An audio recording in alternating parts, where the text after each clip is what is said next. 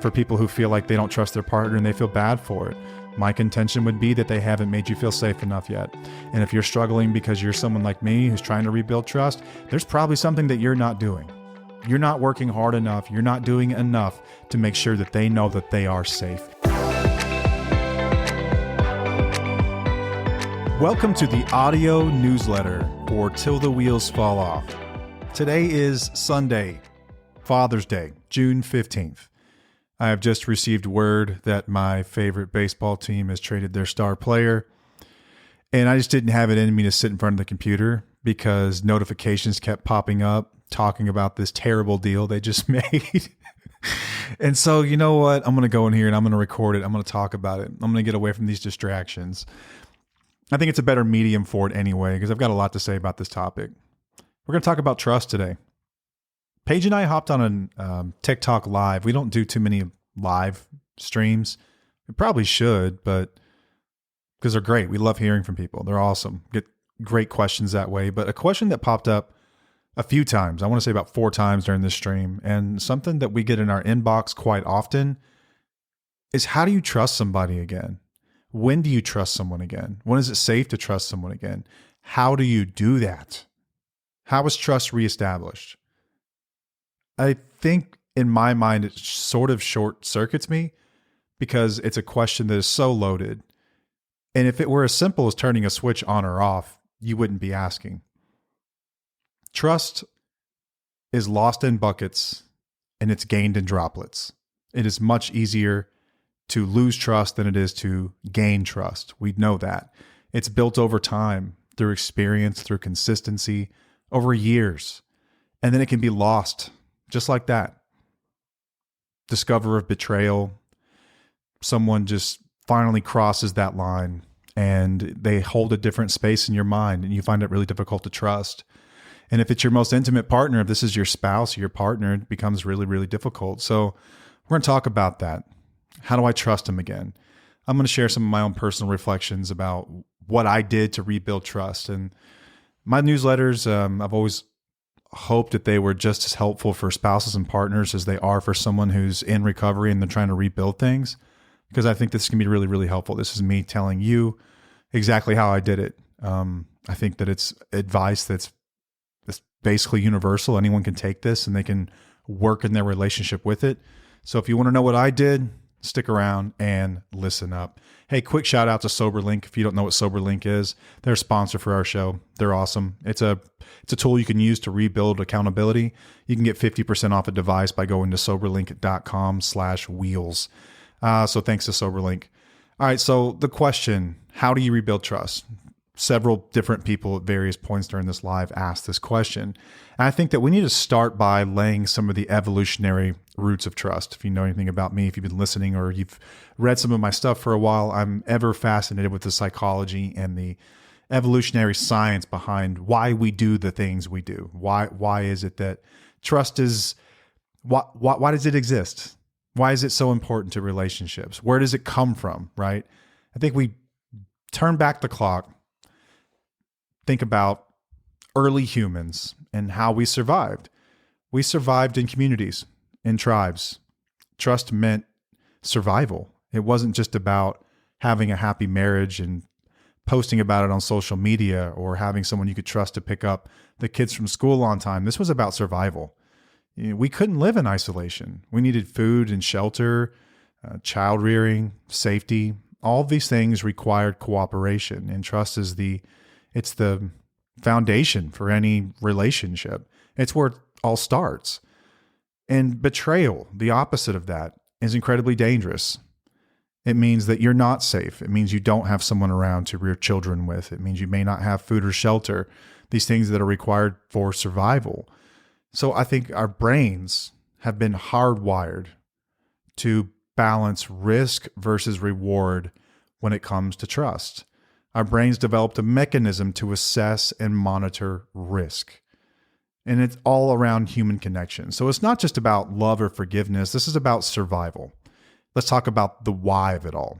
I was reading through some psychology articles and a study that was done in 2015 around trust. It was really, really interesting. I will link both of those if you're interested in the show notes. So let's talk about the parts of the brain that are affected when we're talking about trust. In this study, particularly, oxytocin, feel-good chemical. This is released during bonding moments, such as touch or eye contact or intimacy.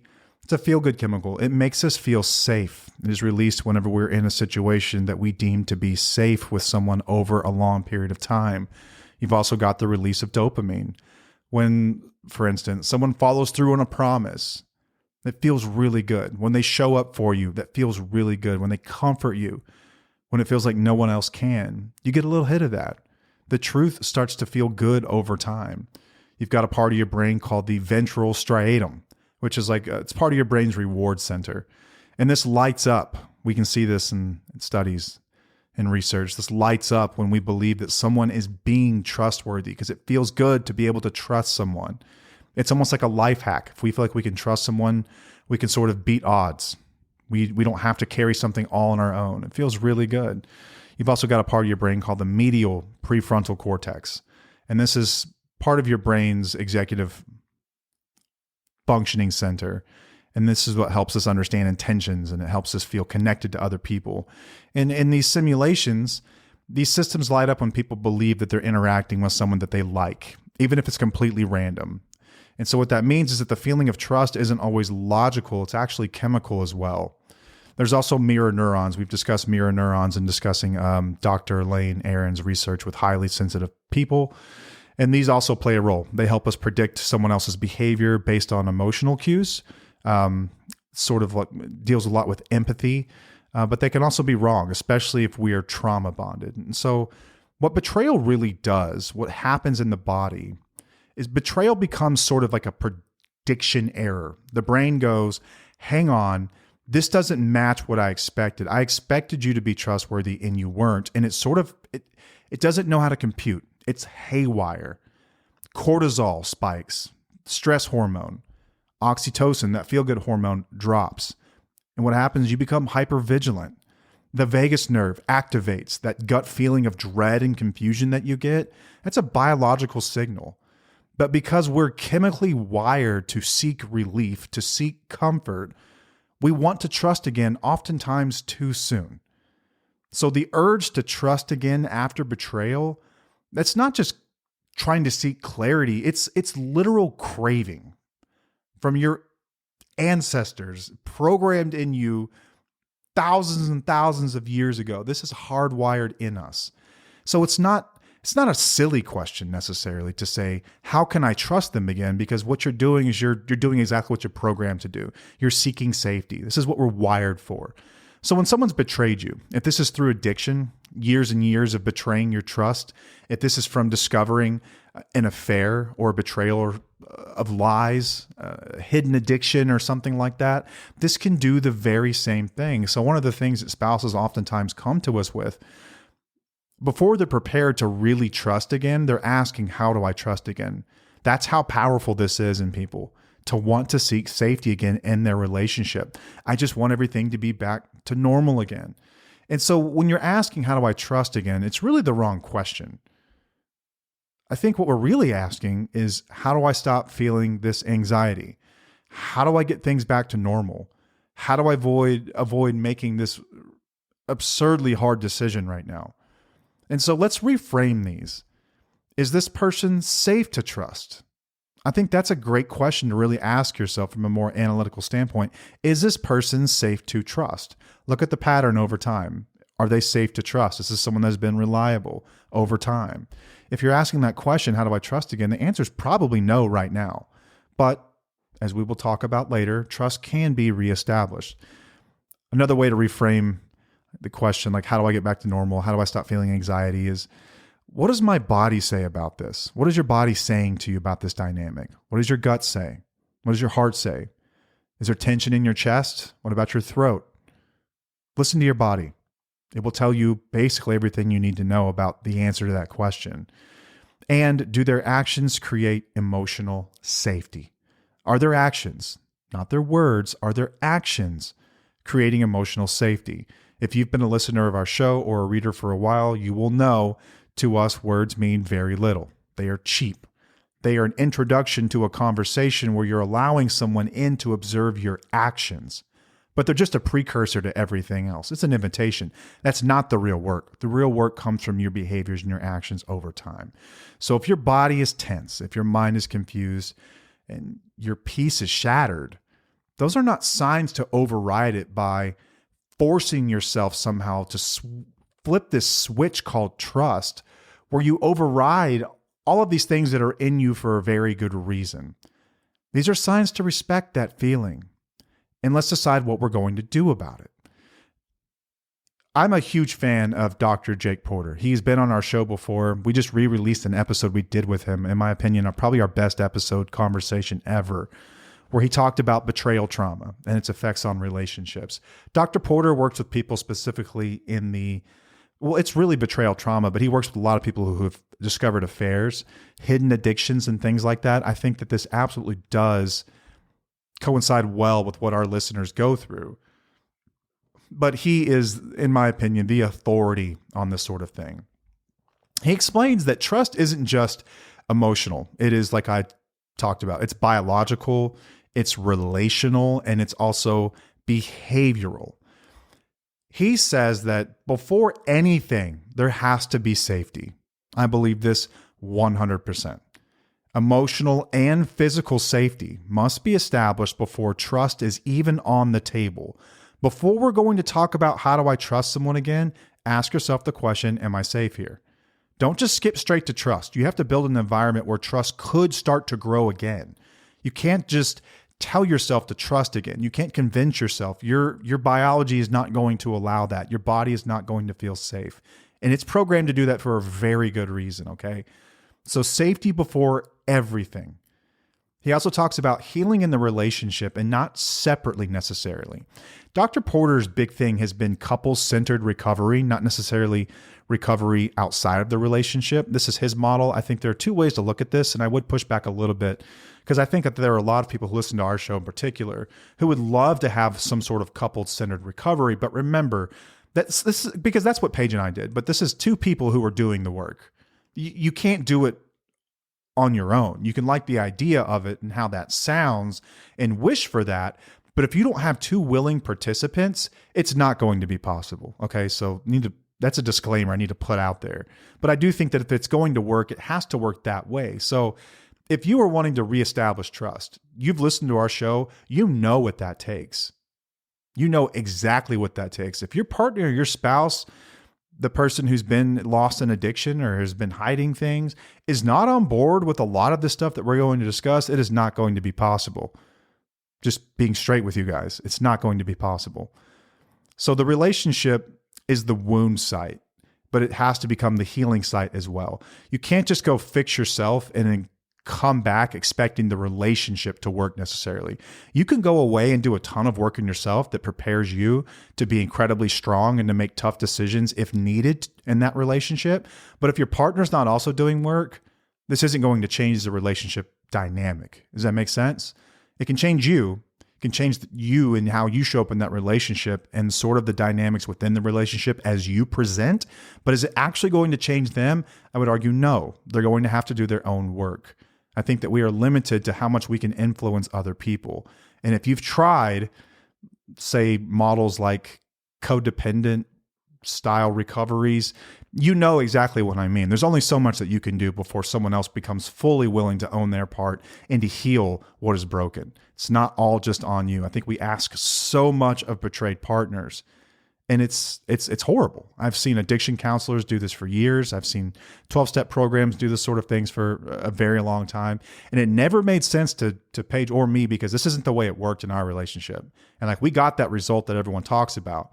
But the people who were out there saying this works don't have what we have. So you got to have the end product. I don't know where they're coming from saying that this is how you do it, because it's just not. That's not the way it works. It's two people working, right? You can do a ton of work on yourself and make yourself more sane. You can reframe your expectations and you can sort of make things tenable. But if you really want a real deal connection, it takes two. It just takes two. And another tenet that Porter and I both agree on is that trust is built through consistency. At the end of the day, it's just about consistency. It's change behaviors over time. The greatest apology of all time is changed behaviors.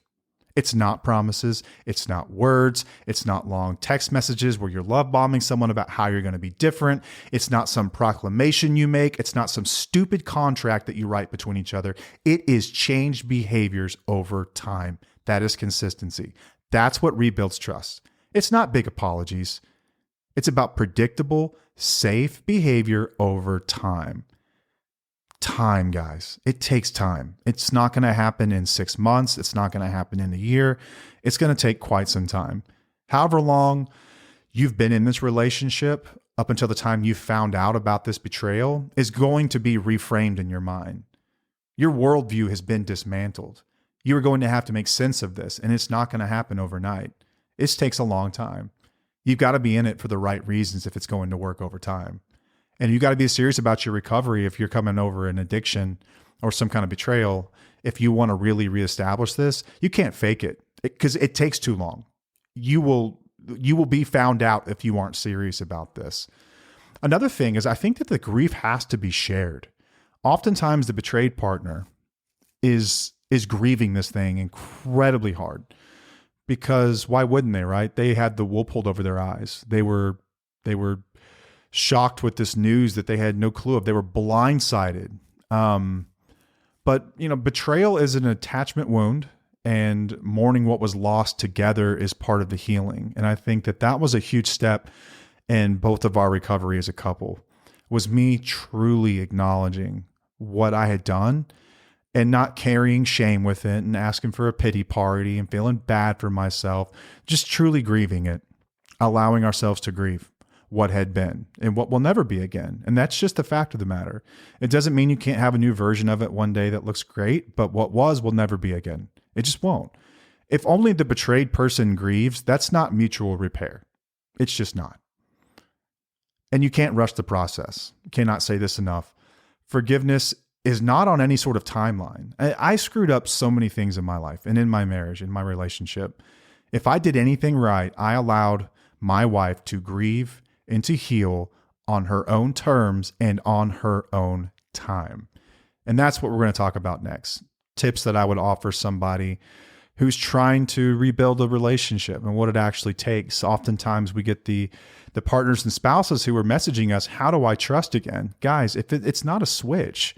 In fact, I would argue it's not even up to you.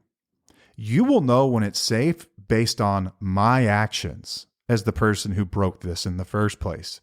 You will know when it's safe. You get to dictate when it's okay to trust again. You get to decide that based on the way that your body responds and your biology responds, when it's actually safe. You can't shortcut it. There will be moments where you think, oh my God, I think we're there. And then something will happen. You'll be triggered by an event and you'll sort of be pulled back into that fight or flight mode where it's like, oh my God, I almost forgot that I'd just been lied to for years. And here we are again. And these behaviors haven't immediately changed. And because the behaviors just don't work that way. Like I didn't flip a switch and I wasn't just completely different overnight. I evolved and it took time. And what you see today, like when we're on the show, is the byproduct of 12 years of really hard work and being incredibly self-aware and journaling and therapy and working a program and really working my ass off because we wanted this thing more than anything. We grieved it together and I understood what was at stake here. I wanted to be a better man more than I wanted anything. More than anything. It's not like we're just going to get over some little disagreement we have and go about our day. This is real work. So if you're serious about it and you really want to know how to rebuild trust, this is my advice to you. These are some of the things that I did. Rebuilding trust is not just about convincing someone to trust you again. God damn, it's not that simple. It's not just me sitting you down and giving you all like the rational reasons that you ought to trust me again. It's about becoming trustworthy. If you want people to trust you, be trustworthy. If you want to trust someone again, trust trustworthy people. It's that simple. Do not overcomplicate this part of it. It is as simple as it sounds. It's not about convincing other people to trust you. It's about becoming a trustworthy person, and you can't fake that. I don't care how good you think you are. You can't fake that. You will be found out. You can't fake that 24 hours a day. You are either trustworthy or you are not. Here's how I did it. full transparency. I was transparent with absolutely everything because I had nothing to hide. At this point in my life, when I came forth with everything about my hidden addiction and about everything that I'd lied about and how basically everything that she thought I was based on a lot of falsities, that's a lot to digest. At this point, I feel like I have nothing to lose anyway. She's likely going to leave me based on everything. And if I were her, that's kind of where my mind would be going. At the very least, I want whatever future we could have to be based on transparency. And I just disclosed everything. Absolutely everything. Was that painful? You're fucking right it was. Was it hard to watch her getting eaten up with despair and being upset with herself for trusting me? Yeah, I felt like shit, but you're supposed to. That's kind of part of it. If you're going to do this, you better be able to walk through it. Be tough, all right? You're going to have some scars on the other side, but guess what? She does too, man. That's the way it works. It's painful. It is painful, but this only comes with full transparency. That's the only way I know how to be. Full disclosure. It needs to be out there. Everything and anything. It was, I told her, like, you can ask me anything and I will tell you the truth. And I would volunteer information too. I would volunteer things. You know, it could be anything really small. It could be, hey, you remember that time I said I was going to your mom's house for dinner and I was like 2 hours late because I was at the office? I wasn't. I was in South Dallas buying drugs, and then I went to stop by the bar and I got drunk with some friends. That's what I did. And she would sit there and she would be hurt by that. But I needed her to know. I needed her to know the depth of it. I needed to be transparent with it. I got nothing to hide anymore. If I'm really wanting to do the right thing, I need her to know who I was and who I am today, and that she can determine the difference between those two things. But I needed her to know. The next thing, I think I stayed consistent with it, even when she didn't trust me yet. I knew that if I stayed the course, things could only get better in my mind. Every day I stayed sober. Every day I stayed truthful. Every day I stayed spiritually grounded. And every day I stayed honest. I was one day further away from what got us here. I knew that over time I could stack enough wins where I could feel better about myself, and there'd be a pretty good chance that she could feel better about me too. I didn't know what the ending would look like though. There were no guarantees on the table. Zero. I think at that time in our lives, she had an easy opportunity to walk away. You know, she was just off of a career. She had just started being a stay-at-home parent, so she could have easily gone back. Daughter was young, so it's not like you've got kids that really are aware of this. Like, that's the way I looked at it, man. Like, there was no guarantee, but I did it anyway. Stay consistent. Even when she didn't trust me, I was doing it for me as much as I was her. I wanted to be a better man because I wanted to be able to look in the mirror and say, I like you. I like you. Even if no one else did, I liked me. And I needed to be able to say that about myself. And it's about staying consistent, even when they don't trust you yet. So if I had run late, busting my ass, trying to do the right thing, going through a lot of emotional turmoil like you will in early recovery, because it is really hard. I don't mean to make it sound like it's not, because it's really hard. It's swallowing a lot of shit at once, like drinking through a fire hose. And it's tough. And I remember busting my ass and feeling overwhelmed and then having a bad day at the office and coming home like a little bit late. And then you come home and she's triggered and she's upset because it reminds her of me when I would lie about where I was going to go buy pills, or just lie, just doing something other than what I said. And that was okay with me. That was totally okay with me. This is where we practice empathy. If you were them, how would you feel? Can't you understand why someone would feel that way? And when they do, can you stay consistent? That's what it's about. Stay consistent with it. Your ego is not the most important thing in the room. Okay? If the worst thing that happens is your feelings get hurt, you're going to be okay. You're going to be okay. I think another thing is that I would validate her and her fears. I kind of mentioned it there. Instead of defending my progress, I have never once in 12 years said, yeah, but, when she was upset. Not one fucking time. When she would lay into me about something, or she would just be hurt, just sad. When she's reminded of an event, a certain day comes up or a date, and she's upset. I just let her feel those feelings. At no point do I ever try to sell it to her like, oh, but look, things are better now. Look at me. I'm doing all this work. Not at any point. I validated her feelings and her fears. And I understood where they were coming from. When she doubted me, I was so big, and I still am to this day, on the concept of earned distrust. You can earn trust and you can earn distrust as well. When she would get upset that I was late, when she would get up, wary about me spending money or an ATM transaction, where do you think that's coming from? That's coming from years of her having to reprogram her reality about what I said I was actually doing and accepting some really, really difficult things about me. This is earned distrust. And I completely understood it. I knew right where it was coming from. And I couldn't be upset with anyone but myself in those moments. And I just let her feel it. I was just there for her. I didn't try to defend my progress at any point. It's up to her to decide when she's safe again and how far I've come. It's between me, God, the people that I was around in recovery that were also getting sober. They noticed this kind of stuff, and I could talk to them about the progress I was making, but I never put it on my family to determine how far I was coming. That doesn't mean that Paige didn't see it and tell me that she was proud of me, or that you're doing amazing. I love to see you healthier and you're telling the truth and this feels good. There were times where we were really optimistic. Don't get me wrong. It wasn't like just beat Matt's ass all the time. It's just in these moments where someone's really upset, you got to be able to just let them sit with it, man. Don't sit there and defend it. There's earned distrust. There's a reason they feel that way, and you're the reason. If you're trying to rebuild it, you got to let them feel that, okay? It's not about shaming you or punishing you. It's just a fact of the matter. This is just what is, okay? And you can't expect rewards for doing the bare minimum anyway. I always thought it was weird in some ways to be congratulated for staying sober for another year.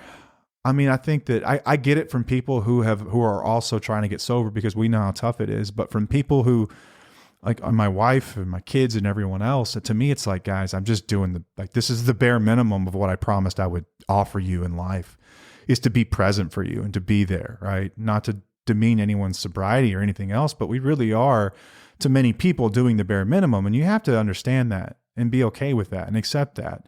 Now, amongst each other, we can celebrate one another. That's the way I feel. It's just my personal take, by the way. Okay. If you've got a different view, keep it. It's fine. But and to me, it's never been about, oh, look at me, look how awesome I am, look what I'm doing. When, many, many years she was doing all those things and then some, and you didn't see me celebrating her too much because I was so caught up in my own bullshit, just being selfish.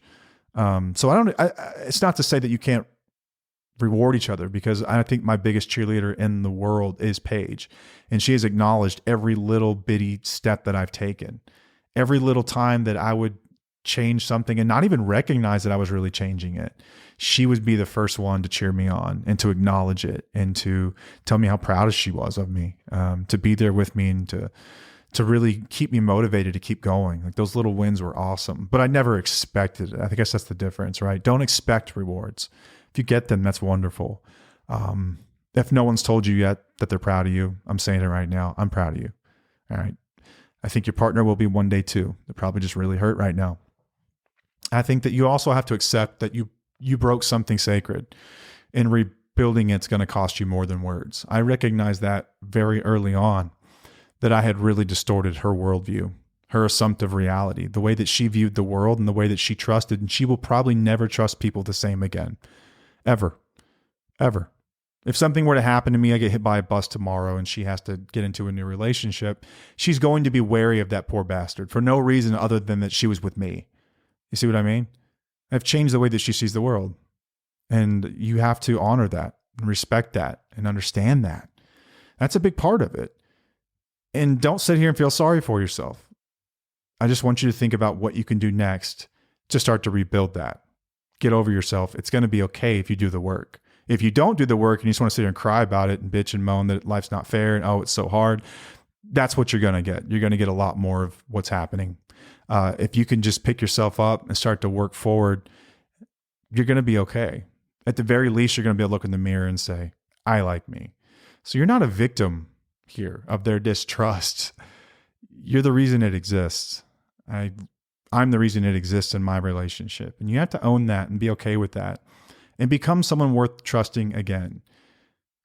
I think that shame plays a very unique role in recovery. I think that it's important to feel deeply at times to drive change, but it's not something that serves us to carry on with every single day, day in, day out. Like what good is that? I know a lot of people who drift into what we call morbid reflection, right? Where you're beating your own ass about how awful you are. We can do awful things, but not be awful people. We get to decide what that looks like based on the actions and behaviors that we put forth every single day with intention. Not our words, our actions and behaviors. And each and every person on this planet has an opportunity to start the new narrative right now. It's just up to you how hard you want to work at it. So, recapping here, if you're asking, how do I trust again? There is no such switch. There is no such way to do this, okay? It will happen when you're safe again. You can't just convince yourself to feel trust again or to trust someone over again. You just can't. I'm sorry. I wish it were easier than that, but it's not. It's deep, and there's a reason it's so hard to trust again. It doesn't come from talking. It comes from proving it through your actions and your behaviors over time. And to someone who's been betrayed, a listener of our show, a spouse or partner, just listen to your nervous system, listen to your body, and trust your gut here. And if you're someone like me, stop rushing the result. Just show up and earn it. It's going to be okay. Over time, you earn it. Everything's going to be all right. You will have done it the right way. So trust isn't something you rebuild through words. It's something that someone gives back to you slowly when you've made them feel safe enough to risk believing in you again. So I hope that's helpful. I hope that's helpful for people who ask that question about trust, for people who feel like they don't trust their partner and they feel bad for it. My contention would be that they haven't made you feel safe enough yet. And if you're struggling because you're someone like me who's trying to rebuild trust, there's probably something that you're not doing. You're not working hard enough. You're not doing enough to make sure that they know that they are safe. And guys, it's just not that difficult. It's really not. Show up every day and do the right thing. Be transparent, disclose everything. You're an open book. My wife knows my passwords. She can get into any account or DM account or whatever the hell else in the entire world that she wants to look at any given moment. I have nothing to hide. It would be the most boring thing ever. It'd be me crying to my friends about this baseball trade that's breaking my heart. It's shit like that. That's what I talk to people about. I have nothing to hide. So you have to be willing to live a life where you've got nothing to hide. And if you're not, we have bigger problems. That's how you rebuild trust. Be open. Allow them to feel their pain. Don't rush it. Share that grief with them. Be consistent. And make sure that they know that you're safe. And you need to make sure that you're a safe person. So I hope that's helpful. I'll do more of these as time allows. I would honestly, I think, rather write, but this was a loaded one. And I kept getting these notifications. It was just driving me nuts. So thanks for sticking with me. We're going to have an awesome Wednesday episode, and we will have Friday Pages Perspective, which are always amazing. So you get 3 this week. So thanks for sticking with me. Till next time, I'm Matt, and I'll see you.